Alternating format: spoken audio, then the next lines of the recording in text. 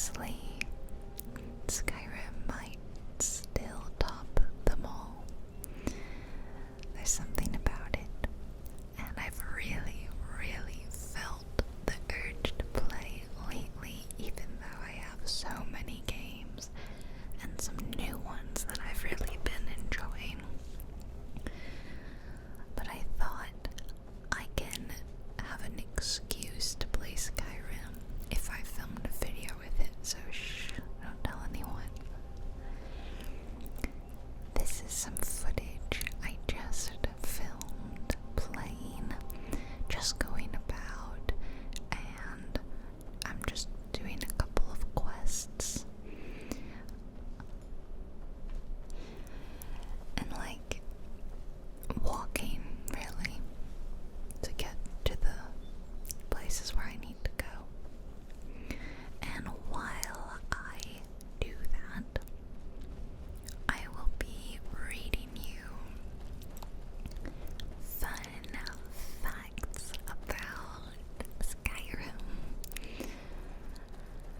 I've been doing this a lot lately. By the way, it's like my favorite thing to do is play one of my favorite games and whisper facts about said game from ear to ear while you watch and listen.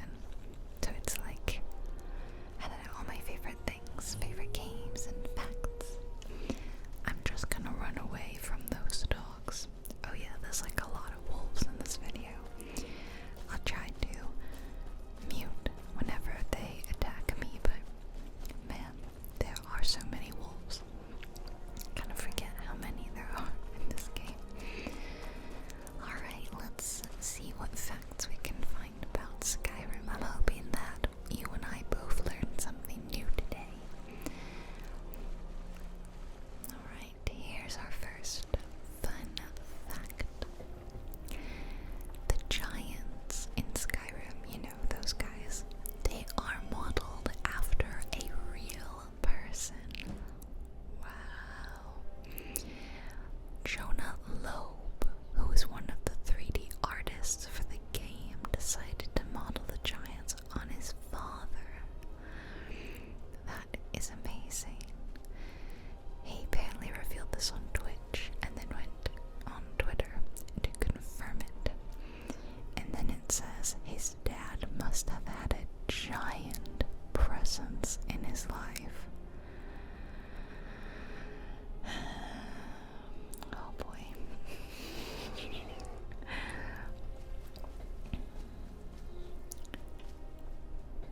Okay, this one's crazy. A set of parents decided to name their child Jubahkiin to commemorate the release of Skyrim. Ooh, I just bought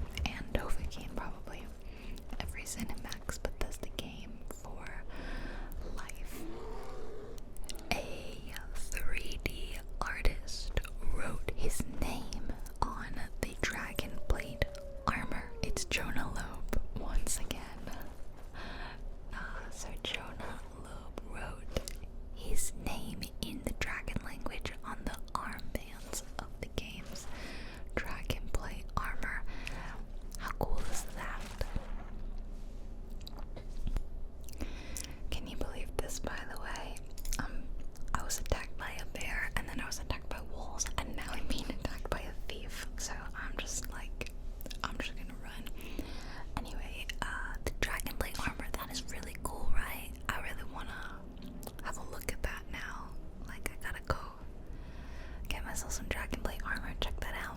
And Dragonblade armor is probably one of my favorites to use in the game, so that is really cool.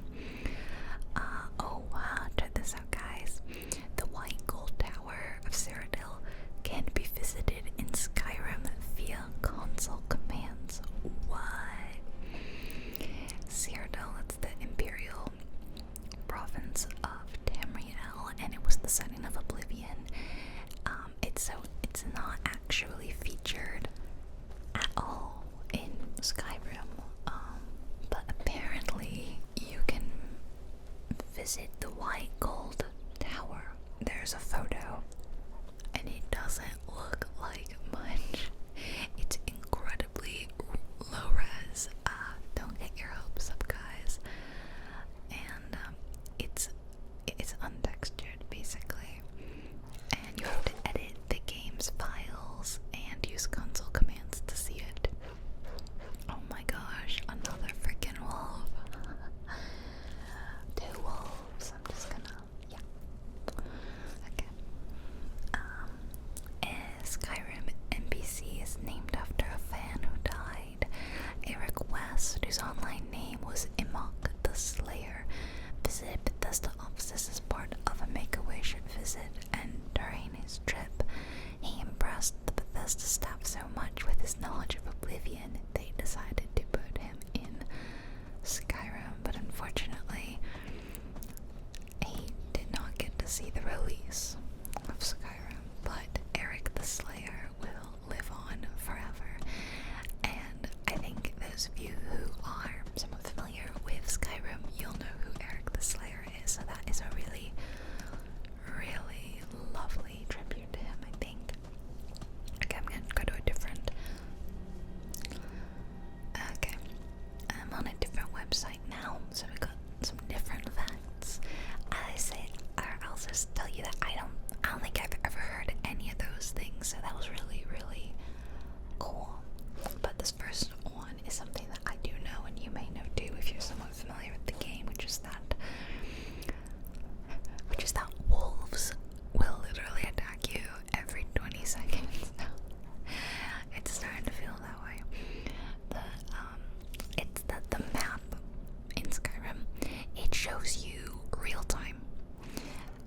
So as an example, if you are what would be the word, harvesting a dragon soul, that doesn't feel like the right word, but you know, you just killed a dragon and you're absorbing, that's the word.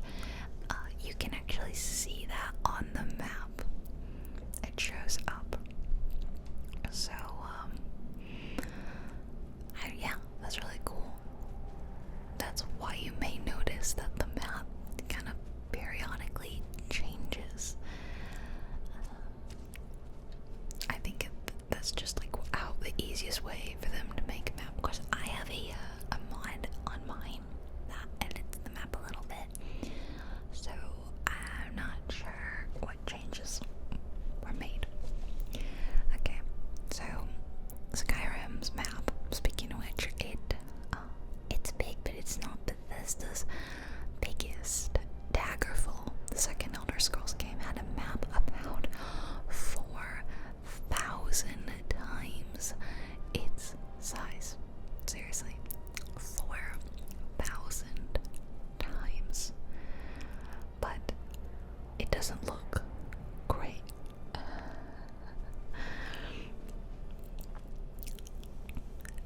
Apparently, Skyrim does beat Fallout 4. Yeah.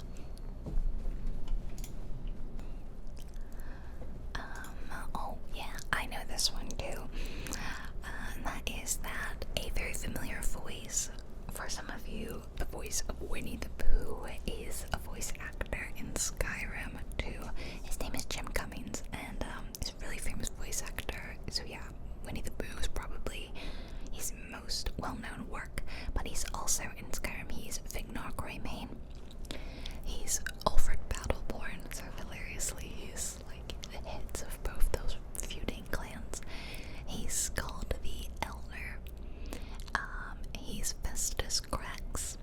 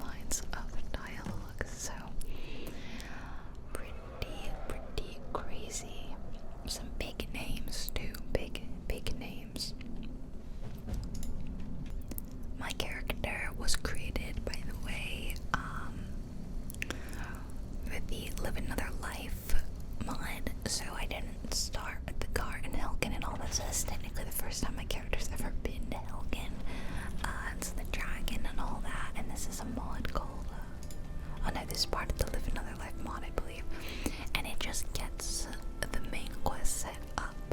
So you come over here and you find this creepy body, and there's a journal in it, and the journal will be like, you heard that there's these guys, Hadvar and Ralof, and you could follow them or go warn them down and skip past that. And I just decided today that I would do that, and I would go to Riverwood. I'm kind of ignoring the plans that I originally had. So I was going to be doing some of my Dark Brotherhood stuff, but surprise, now I'm going to Riverwood, warning everyone about dragons. Alright, speaking of the dragons, this is a pretty cool fact. So you know the dragon language, well, it was designed to be written with claws, and as soon as I read that, I thought, wow, that makes so much sense. You see the language, and it's like these marks, talon marks, kind of, and the shouts are made up of a combination of the 34 rune words from Dovazul, which is the dragon language, and each word is written in lines in various positions, because dragons, you know, they're big creatures. They don't necessarily have really great hand-claw dexterity, I think, so it was easy for them to write with their claws. I think that's really cool. Apparently, those linguists out there, you might like to know that Dovazul follows the monophthong and diphthong structure of the International Phonetic Alphabet, so you can use like an English to Dovazul translator, which must have been how, what's his name? Forgotten. Jonah Loeb. That must have been how Jonah got his name written on the armor. Alright. Skyrim has inspired the most number of fan tattoos ever. Well, I mean, that's a stretch and not necessarily true, but there are a lot of Skyrim fan tattoos out there. I mean, people have gotten the logo, the dragon logo, people have gotten Alduin, people have gotten the dragon language written, a lot of cool stuff. I'll admit, I've considered it, but I think if I do get a tattoo, it'll be something more personally meaningful, as in like my personal life rather than a game. Obviously, Skyrim, I think, is important to me personally. That's not quite what I mean. I've actually met one person with a Skyrim tattoo, and he had a nightingale symbol tattoo, which is very cool. Those bloody wolves. They are the bane of this video, I swear. Alright. It's me, Parthenax. Guess who faced your favorite dragon? Charles Martinet is the voice actor of Parthenax, who's, you know, that big dragon leader, the Greybeards, all that stuff. But he's also the voice actor for Mario, apparently. Even though Mario doesn't say a lot. He goes, you know, wahoo, and it's me, and all that. That's the same guy, believe it or not. Alright, the Song of the Dragonborn is sung by 90 voices. Amazing. A choir of 30 was recorded, but then the recording was duplicated twice, which is how you get that hearty, thunderous sound we all love so much. I swear no song gets me as pumped as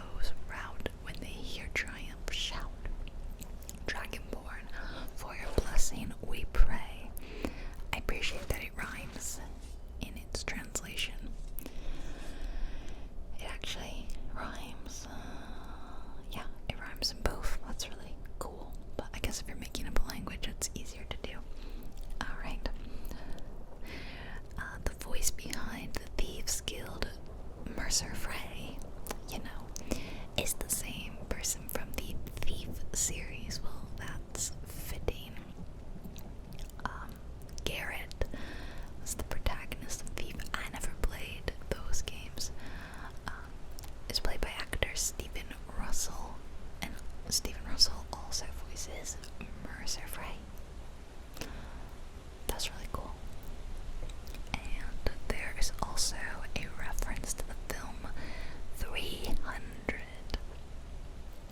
I've never seen 300.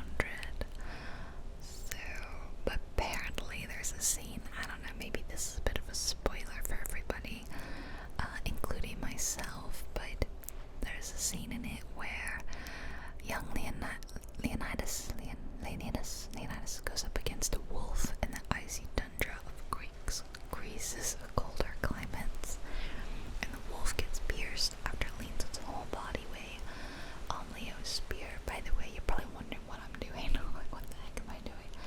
I didn't remember how I got the blood off of my armor. Like, do you just wait? Or maybe if I go in the water, it'll act as if it's washing off. I don't know, some games work that way, I couldn't remember. So here I am just hopping around aimlessly trying to rinse the blood off my armor. And what a shock, it didn't work.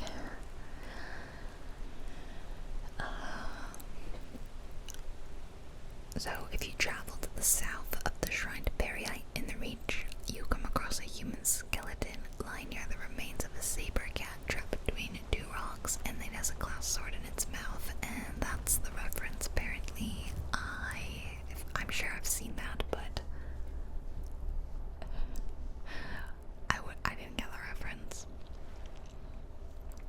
Okay, apparently Skyrim was close to being a Game of Thrones title. What? Your favorite Elder Scrolls title almost became a Game of Thrones tie-in for the then recent release of the series on HBO. Truth be told, it wouldn't have made much difference in terms of map, landscape, items, characters, or combat, but we're not all together.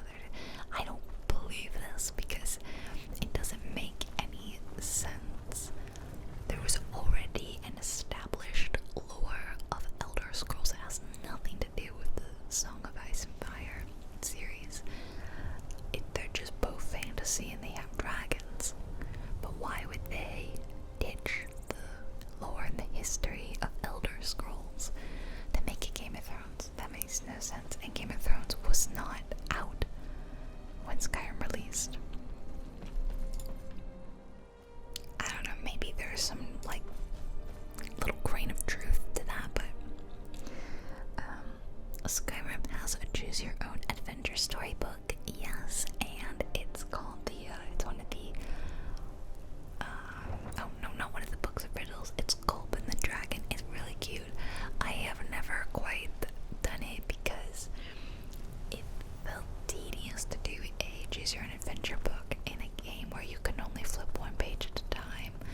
You know, it's not like real life where you could just look at the page and then flip to it.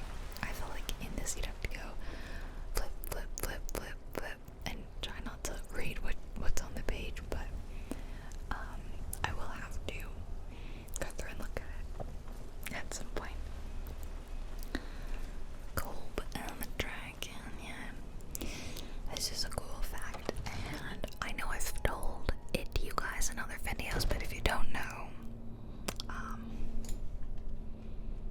you can kill one of the Forsworn Briarhearts by sneaking up and pickpocketing the Briarheart out of their bodies.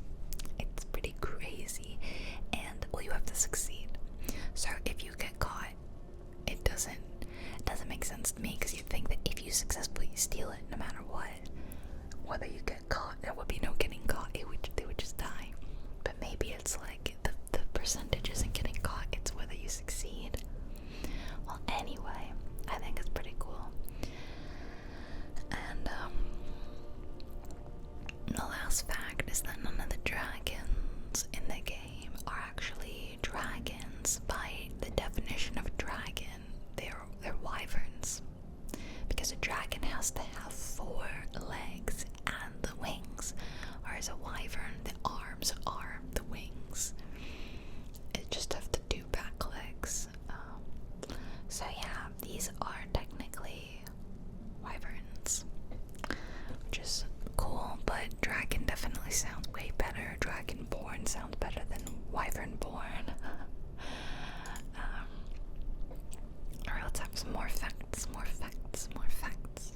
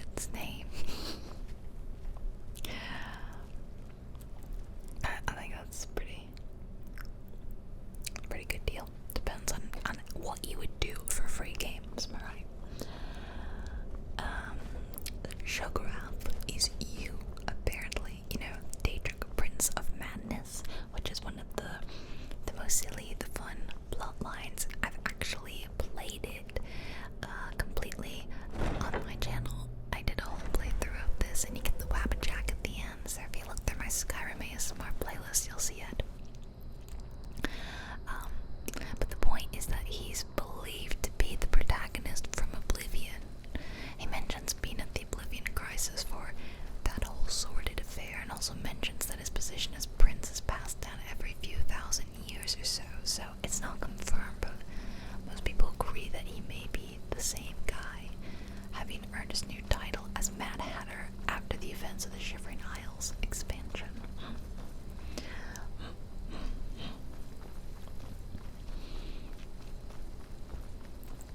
A few of these facts are the same, are things I've already read, so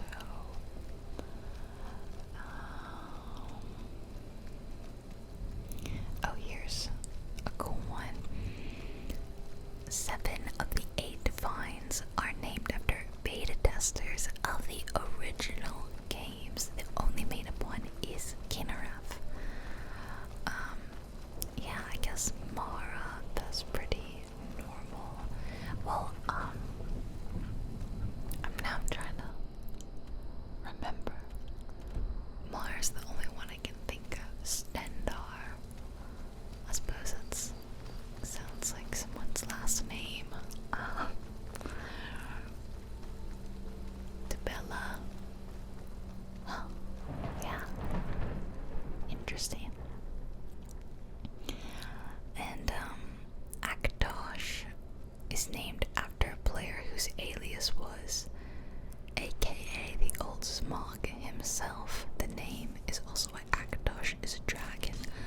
Okay, so some of them used like gamer tags. Alright.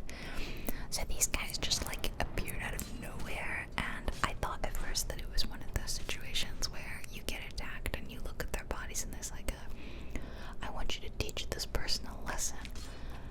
You know, it's a random event that can happen after you steal stuff, I think. But no. And also there were 2 bandit chiefs. 2. Aren't there normally just one bandit chief? Yeah, so none of them had any notes. I don't know, but big thanks to this hunter here who had my back. I mean, way to go. Thank you. Okay, so here's some more little facts. I didn't know this. If you drop a filled soul gem, it removes the soul from it and returns it to be empty, which is like good if you accidentally filled something with, like a lesser soul that you didn't want. That's very interesting. Yeah, if you sit down at a stool or a chair at an inner bar, the waiter will come up and say, hey, can I get you anything? And you can buy food and drink and stuff. I've always thought that was really cool because sometimes I do like to just sit in the inns. It's like a real cozy vibe. In fact, it's such a cozy vibe that I made a whole video where I was role playing that you, the viewer, you are. This is my house, by the way. I thought I'd take you in my house. You're staying at the Bannered Mare, and I recorded the dialogue, the voice acting, and I sang the tavern songs. Our hero claims a warrior's heart. I tell you, the dragonborn comes. So yeah, I actually sang. I always mention it because this video is one of my most greatest disappointments. A lot of my videos don't perform as I hoped they would. They underperform, and for the most part I can be like, okay, not every video can be a hit, but that one is probably the one I'm most sad never got the views I hoped it would, because I put so much love and effort into that video. It was a real labor of love, and it's one of my favorites I've made. The illusion perk that makes your spellcasts silent can also make your shouts silent. That is so good to know for when you're doing your sneak character.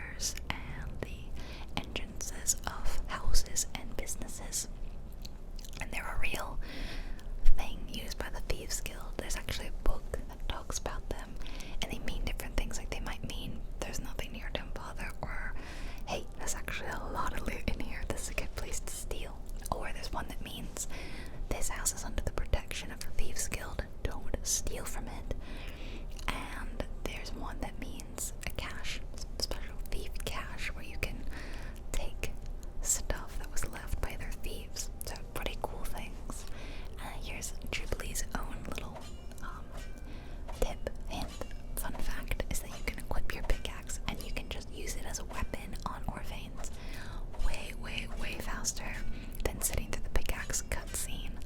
And yeah, most people don't know it, and I love that. I try to tell everybody. Okay. Mammoths come in two varieties. There's the wild ones and the ones that are owned by giants. And yeah, you can. They have grand souls. You could kill them for their souls, but that's so mean. I wouldn't do that. But to tell if it's a wild one or not, you look at their tusks. The ones that are owned by giants have runes all over their tusks. That's cool. I've never noticed that. I've probably seen it, just haven't really acknowledged it, you know. There are actually about 40 different types of Khajiit, and we've only ever seen 3 in the game series. When a Khajiit is born, the form they take depends on the cycle of the 2 moons in the sky at that time. Some are like simple house cats, others are tiger-like quadrupeds that are ridden like horses in combat. Some are hulking 8 feet berserkers. That's insane. I never knew this level of Khajiit lore. I feel like the Khajiit are really underappreciated. In fact, I made a Khajiit character to play as not that long ago. I named him after my cat. Speaking of the 2 moons, the larger red one is Masser and the smaller one is Secunda. They are the shattered body of Lorcan. Yeah, the moons are the corpse of a god. Well, that's cool lore, am I right? That's very cool. The Bosmer, the Wood Elves, were initially shapeless eldritch abominations. They were gifted stable elven forms by the god Ifre. In exchange, they swore an oath to be strict meat-eaters and sworn cannibals. They must always eat a bit of their fallen foe. In times of great stress and danger, groups of Wood Elves can initiate a wild hunt, a brief return to their olden days where they sweep across the land as a single shapeless abomination. Oh my god, this is... The Bosmer work used to be my favorite. Like, that was the first character I made. But now they sound terrifying. I knew about the cannibal bit, because I have a mod that's like racial perks, and depending on the race of the character, you have special things. And the one for the Wood Elves is you can eat a dead NPC or character, whatever, for abilities, and you can only do this every so often, but it's really creepy. I don't like it. I always forget about it, and then it just like does an eating animation. I'm like, ew, ew, ew. Argonians have an extremely close relationship with the hist trees of Black Marsh, and when the trees are threatened, they telepathically override the minds of all Argonians on the planet to turn them into a singular hive mind of perfect lethality. What?